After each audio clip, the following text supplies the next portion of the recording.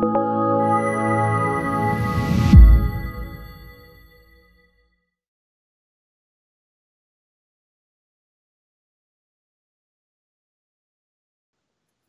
I'm Jacob Hornberger, president of the Future of Freedom Foundation, and this is this week's issue of the Libertarian Angle.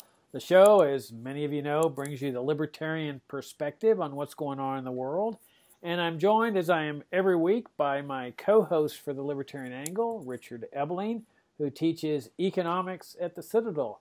Richard, good to see you again for another round of Libertarian Angle. It's great to be here with you and our viewers and listeners. Yeah, great to have you back with us. If you'd like to know more about our work, come and visit us at fff.org, including a weekly article by Richard that we post, and my daily blog, and of course, Libertarian Angle, and a number of other things we do. In fact, we just started a new short video podcast series in which we're going to be sharing with you various aspects of the libertarian philosophy in a series of short videos and podcasts. All right, Richard. You'll recall that during the Ron Paul campaigns, the popular slogan of the day, the popular political slogan, became "End the Fed." I mean, it looked like that it was surging into the political mainstream. It was really incredible. This position of abolishing the Federal Reserve suddenly became this burning issue in politics, and people were saying, "End the Fed," and they were carrying signs, "End the Fed." And that seems to have gone off the radar screen now with the sort of mainstream political campaigns. But the issue of the Federal Reserve, of course, never goes away. And most recently, it's back in the news with President Trump jawboning the Federal Reserve and arguing to them that they need to stop their policy of raising interest rates, which they've been doing now for a couple of years after many, many years of what they call the quantitative easing, which is really just inflating the money supply as far as I'm concerned. But so we're back to discussing the Fed. There's now op-eds that are being published about how improper it is for the president to be pressuring the Fed, that the Fed's supposed to be independent, that it's supposed to not be influenced by politics. And yet, we all know that it is. And of course, we don't know how far Trump's going to go, but his argument is, oh, well, look how we're booming now. Unemployment's at an all-time, well, not all-time low, but certainly in recent times it's extremely low. And here the Fed, he argues, is interfering with this wonderful economy by embarking on this policy of raising interest rates. What's your take on what's going on? Well, let me just sort of compliment what you said about Trump's attitude. The press reported that he made the comment last week that that he will allow, I think that was his words, that he would allow the Federal Reserve to raise interest rates because the Fed chairman, Jerome Powell, whom he appointed less than a year ago and took office in terms of the position in January, that he's a good man. So in other words, I appointed this person as my representative to follow Federal Reserve or monetary policy as I deem correct. And his views seem to differ from mine, but as if he's the king. But I will allow my servant to go about his business currently without my interruption or interference, because I'm the good king, the good king. I mean, the mindset of this, just think about this for a second, Jacob, that basically Trump owns the Federal Reserve. He tells people what to do. Now, this raises the whole separate issue, which you also brought up, as to what does it mean for the Federal Reserve to set monetary policy, influence interest rates, its degree of independence, and so on. But formally, and I'm just talking about what's on a document, right, passed by Congress. The Federal Reserve was set up as a government instituted, quote, private corporation in 1913. It opened its doors at the beginning of 1914. And it has a board of governors who are appointed by the president well, let me put it this way, nominated by the president, and the Senate gives its consent, which of course raises an interesting issue. How is it an independent agency that's not part of the government when the president nominates the members of the board and the Senate approves like they were ambassadors to a foreign country or a member of the U.S. cabinet? But supposedly the Fed is supposed to have this wide degree of autonomy to do two things: oversee and supervise the banking industry, and the second of all is to have responsibility for the maintenance of the, quote, stable value of money, the dollar, and to prevent basically both inflations or depressions. Now, by that standard, and again, we're not talking about what's right or wrong, but the perception and the attitude of these people, I mean, Trump is way out of line. I mean, he's basically saying, I'm the king, and I do as I want, and all those below me follow my orders or off with their head. But separate from that, the fact is the Fed has never been, in that technical sense, independent.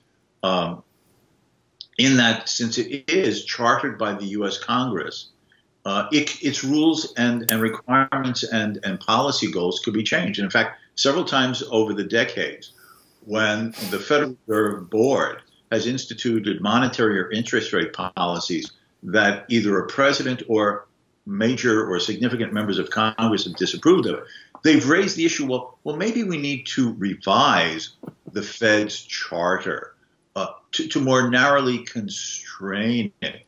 So this is basically saying is that, yeah, you have a corridor of discretion, but you better stay in the corridor of this discretion that we have established, or we'll come and tell you what to do, or narrow what we will then allow you to do.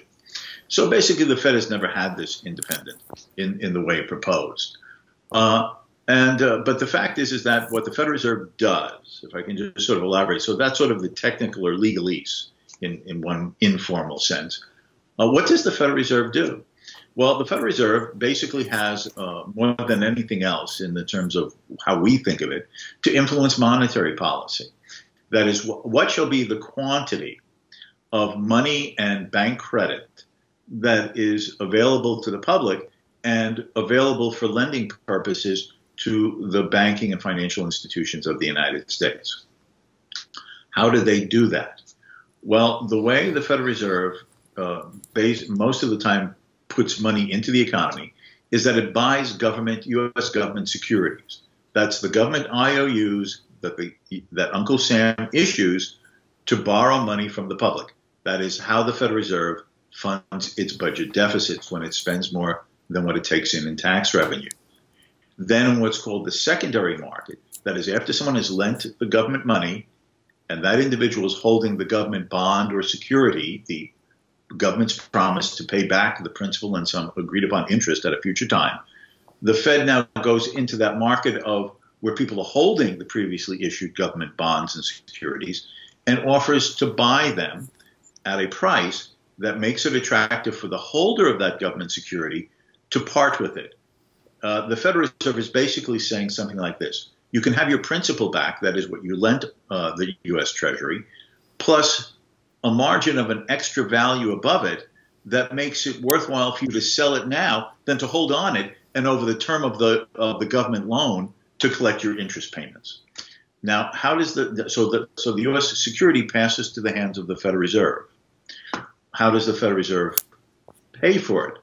Well, basically, and this is really not too much of a glib remark, with the click of a mouse on the computer, because the Board of Governors sets general monetary policy. There's a subgroup called the Open Market Committee, which include board members and others. They decide to target how much money and what the range of interest rates would desirably be.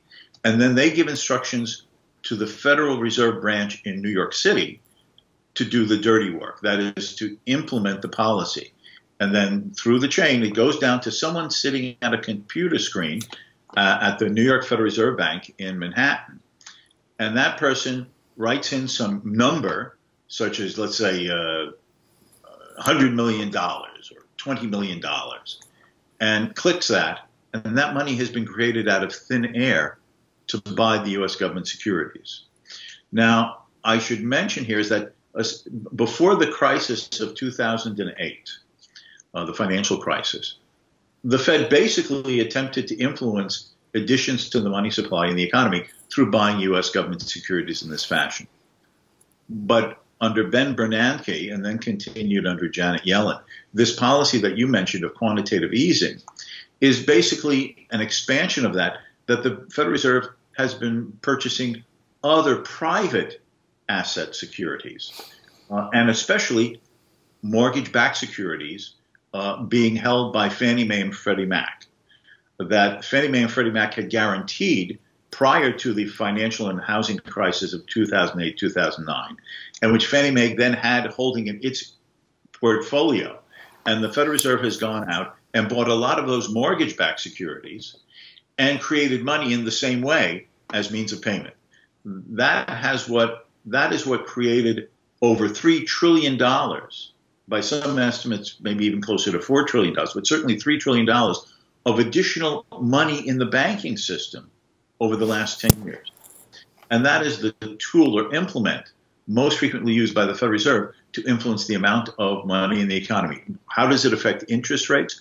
Well, by putting this much money or any additional sum of money into the banking system, it's increasing the supply of loanable funds available to banks to lend for investment purposes, home mortgages, a car, a vacation. And that means that with more money in the hands of bankers through this process, they then have the capacity to offer that greater funds to attract borrowers by lowering the rate of interest. And in these ways, the Federal Reserve can manipulate interest rates. Now, the reverse is the case. If the Federal Reserve wants to push interest rates up and reduce the amount of money in the banking system, they do the reverse of it. They sell government securities, offering it at a price attractive for someone to want to buy it and hold it as an investment, that is a U.S. Treasury security, and that person pays money for it, and the Fed, therefore, would hypothetically suck money out of the banking system. But that's basically the mechanism that they do it. Now, again, if I can continue just a minute or here, Jacob, why does this matter? Well, basically, it is government setting a price. It's the government deciding, not necessarily always the pinpoint, but the narrow range in which the structure of interest rates, long-term and short-term, are to be set by influencing the amount of money and credit in the system, and therefore the price at which that money and credit will be lent and made available. And that's basically a price control. So what should the rate of interest be for investment loans, mortgage loans, home loans, car loans, student loans, any kind of loan? The only answer to that is the market. That is the interaction of competitive supply and demand by those who are choosing to save a portion of their income and through banks make it available to others who want to borrow sums of money in excess of what their own income permits to undertake these kind of activities. It's like asking, well, what should the price of shoes be, or the price of hats, or the price of bananas? There's no way to know what the right price is rather than the competitive interaction of supply and demand. But through these monetary tools, we basically have a structure of interest rates for borrowing and lending that is never telling us the truth about what the price or the cost of borrowing should be or could be or necessarily would be if the Federal Reserve wasn't acting this way. So basically, it's a form of price control that distorts financial markets. Yeah, you mentioned that the Fed was established in 1913, and that means, of course, that from the time the United States came into existence in the late 1700s to 1913, there was no central bank, that America operated without a central bank. In fact, during that same period of time, there was no income tax. I mean, that was another demarcation point in 1913 that adopts the income tax, with the exception of the Civil War when Lincoln had the income tax there that was later declared unconstitutional. And you had a monetary system that was the founding monetary system established by the United States, and that was the gold coin standard, where people would operate with gold coins and silver coins as their official money of the United States. Now, we often hear it said, oh, well, it was paper money backed by gold. No, it wasn't. It was a gold coin standard. There wasn't any such thing as the paper money backed by gold. Gold coins were the money. Now, were there Federal Reserve notes circulating or Treasury certificates or state bank notes? Yeah, but everybody understood that these were promissory notes. They were promising to pay money, which was the gold coin. Now, why did our ancestors choose the gold coin standard? And there's no question they chose it, because you've got constitutional provisions in this. You've got a constitutional provision that says no state shall make anything but gold and silver coins legal tender. And then when you've got the enumerated powers of the federal government in the Constitution, there is no power to emit bills of credit, which is what they call paper money. In fact, there's an express restriction on the states from emitting bills of credit. So it's clear what they had in mind here was a gold coin standard, and that's what came into existence. The U.S. Mint started, making gold coins. And so you can go look at those on the internet, the American Eagle and so forth, and silver dollars. Oh, now why did they do that? Well, because in history they knew what governments had done with paper money. That government always spends more than what it brings in taxes. It goes into debt, just as the federal government is massively in debt. And instead of raising taxes to pay that money that they owe, which they know will cause people to get upset, they would traditionally just print the money. And in other words, they would inflate the currency. Well, how is that reflected in the marketplace? Well, it means that prices start going up across the board. But the advantage is that most people don't realize that it's government behind the rising prices. So they blame big oil or businessmen, who are trying to fleece the people and so forth. And then they start enacting price controls. And the whole idea behind having a central bank is, hey, this will enable us to accomplish this, finance the debt, pay it off, and nobody will suspect that we're the ones that are behind it. And as you move into 1913 and then later into the 30s, it's clear that everything is shifting toward the progressive vision for America. The welfare state comes into existence. The warfare state comes into existence in the 1950s. The welfare state had come into existence in the 30s. And so here's perfect timing, because you've got massive out-of-control federal spending that's starting to take place, and you've got a central bank that's able to accommodate that. And then, of course, we have the Great Depression, which is always blamed on the failure of free enterprise. That's what we're always taught, that America's free enterprise system failed.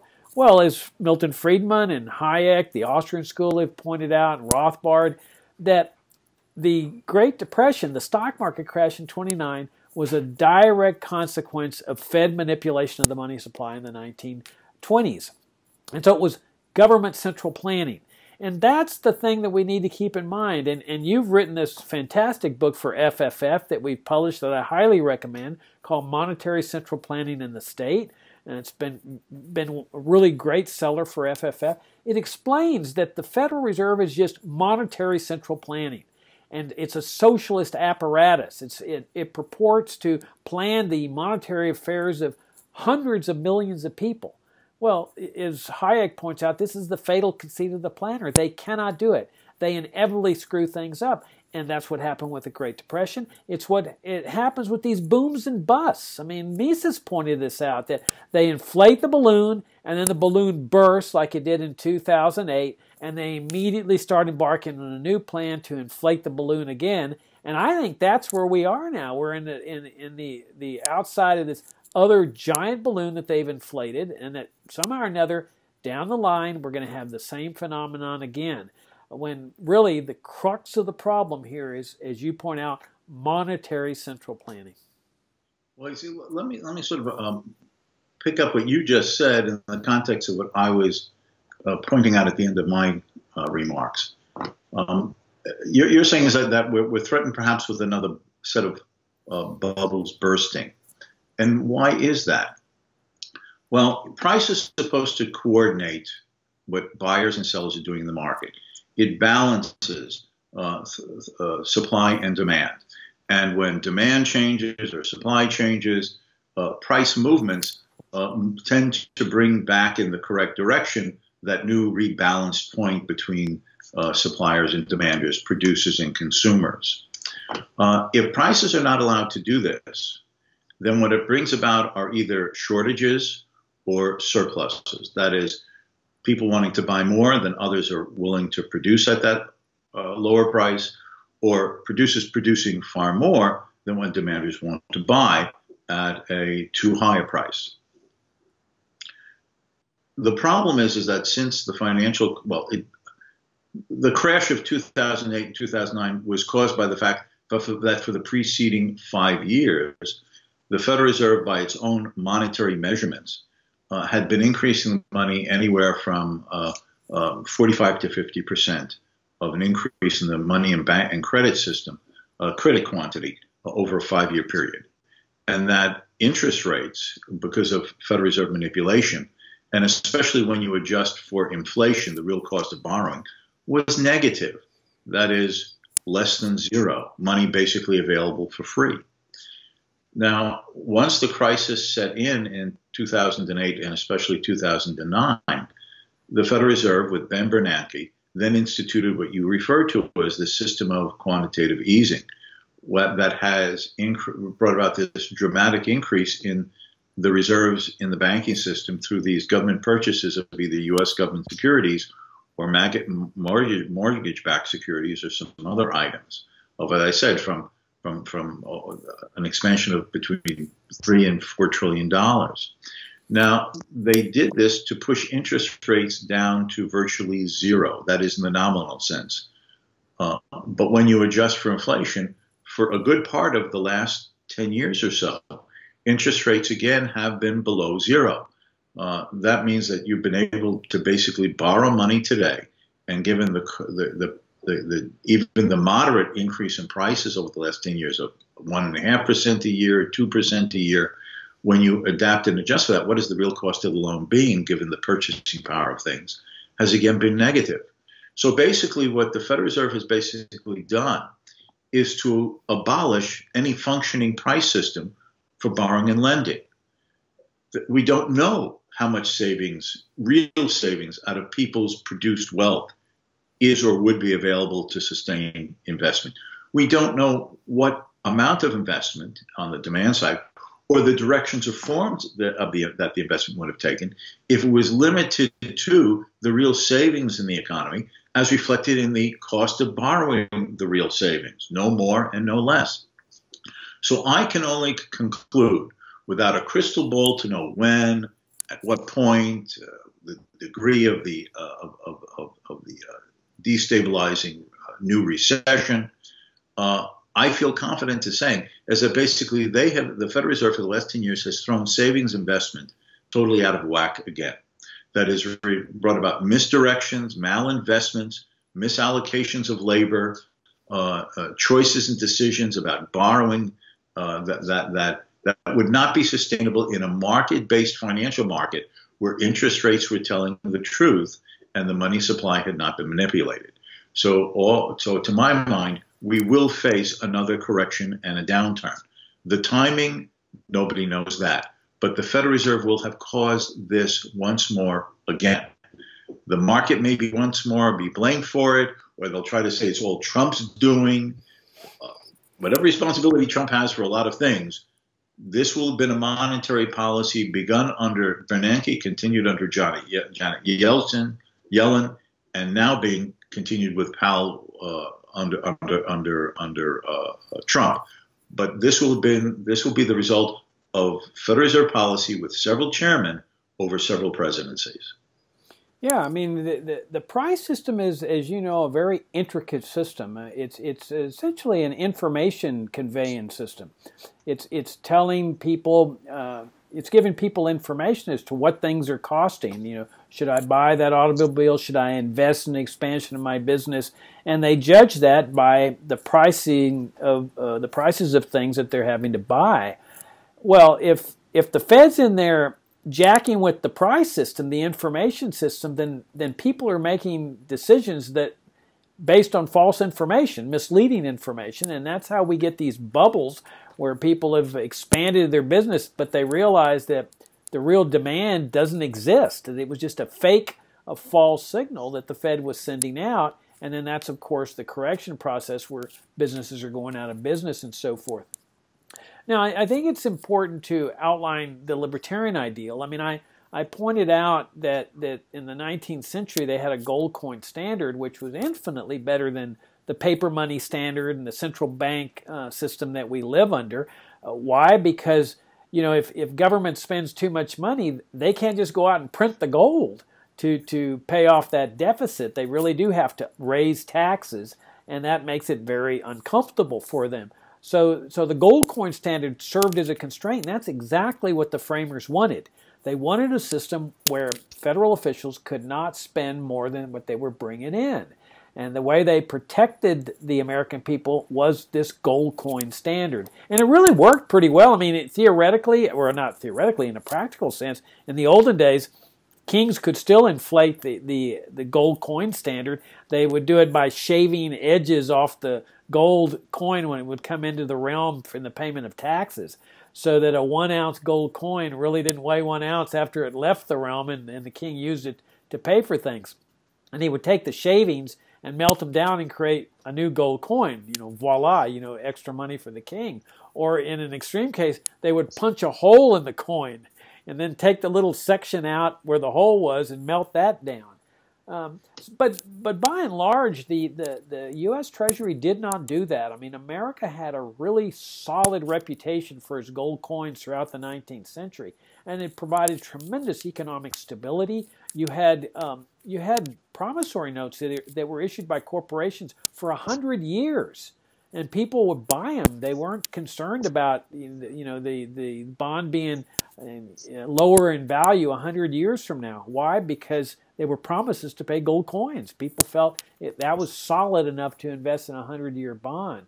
But even then, it's not the libertarian ideal. I mean, Friedrich Hayek came out with this great essay called The Denationalization of Money, where he says, how about just turning over money to the free market like everything else? Let the consumers, investors, producers, and so forth, just in the spontaneous order of the market, decide what will be the medium of exchange. Leave government totally out of it. Now, they might turn to gold coins, they might turn to silver coins, they might turn to bitcoins, they might turn to, something that we haven't even thought of, or American Express banknotes or whatever. But let the market make that decision rather than the government make the decision. So in an ideal sense, Richard, I think Hayek's got it right. Let the free market determine this, get rid of the Fed, end the Fed, and with the second best being a restoration of a gold coin standard. But I say that we should continue, as libertarians, continue raising people's vision to what the ideal is, and that's just a free market monetary system. Right. I think that the distinction you've made is important.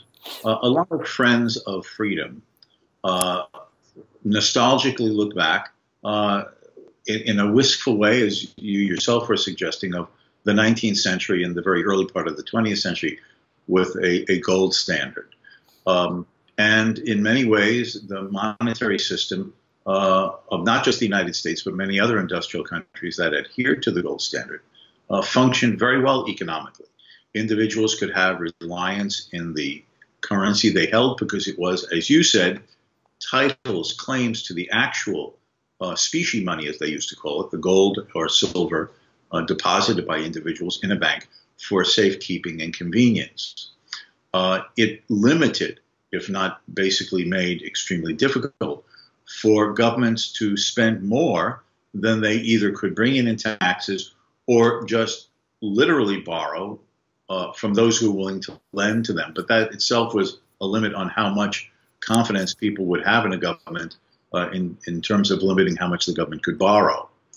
And in that sense also, financial markets were more balanced in telling the truth about how much savings was in the economy, and therefore what the price of borrowing set by supply and demand should and could be.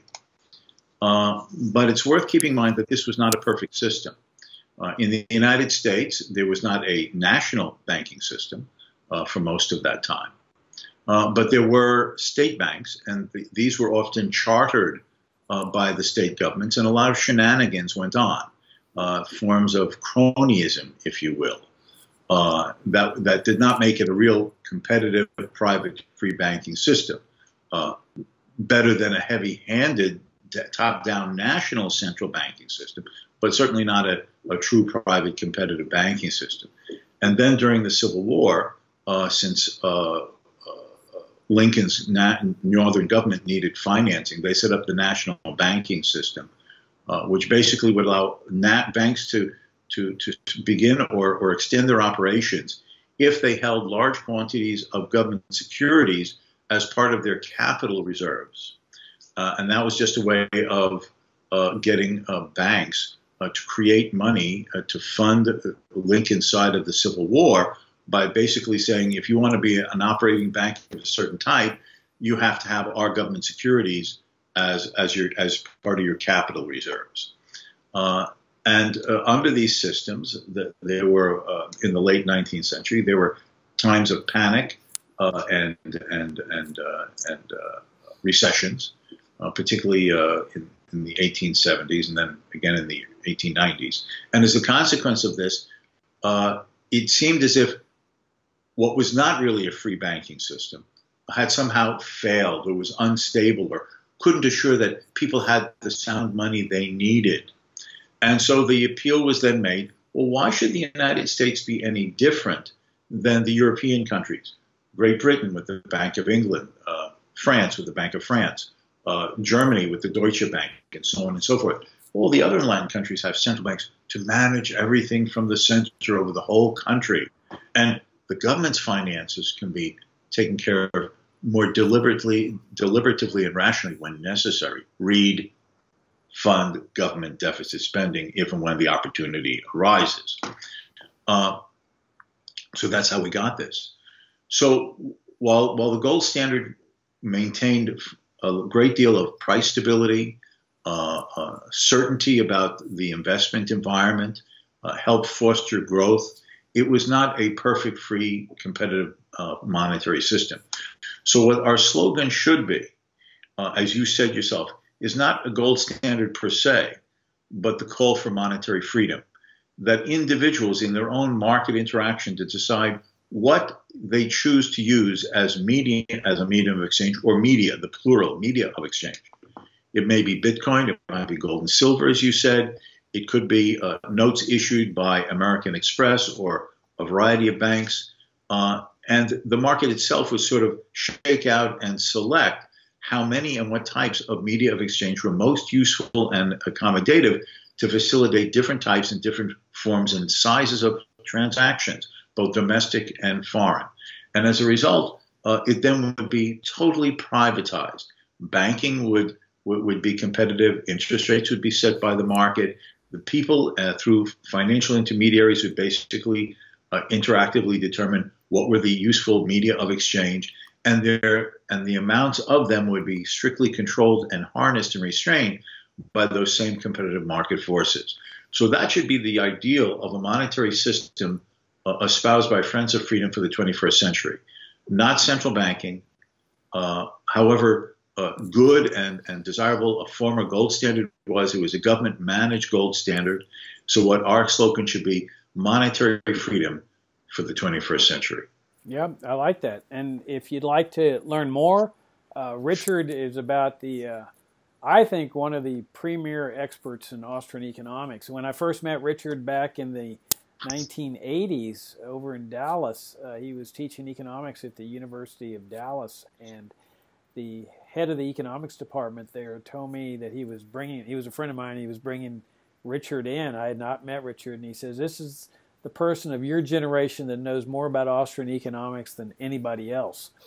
And then Richard went on to become Ludwig von Mises Professor of Economics at Hillsdale College. Also in the early days, he was Vice President of Academic Affairs for FFF.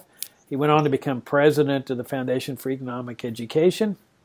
And now he's the BB&T Distinguished Professor of Ethics and Free Enterprise Leadership at the Citadel.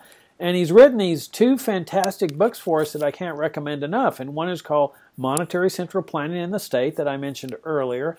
But another one is a fantastic introduction to Austrian economics for those of you that are just getting into libertarianism, and even for those that have been around for a while. It's called Austrian Economics and Public Policy. Fantastic analysis and introduction, easy to read, principles of Austrian economics. And then we've got a video series that Richard did in conjunction with the book. So there's your introduction to what we're doing here with respect to this theme of monetary central planning and economic monetary freedom. And I just want the viewers and listeners to know that every time he plugs my books, I'm required to pay him $5. So I guess I have to put a check in the mail. Yeah, I'm thinking. Well, I think we should up that a little bit now. All right, Richard, our time is up. As always, enjoyed the conversation and look forward to seeing you next week. And thank you all for tuning in and your comments and your feedback and for supporting our work here at FFF. Thank you for joining us today. Hope to see you next time.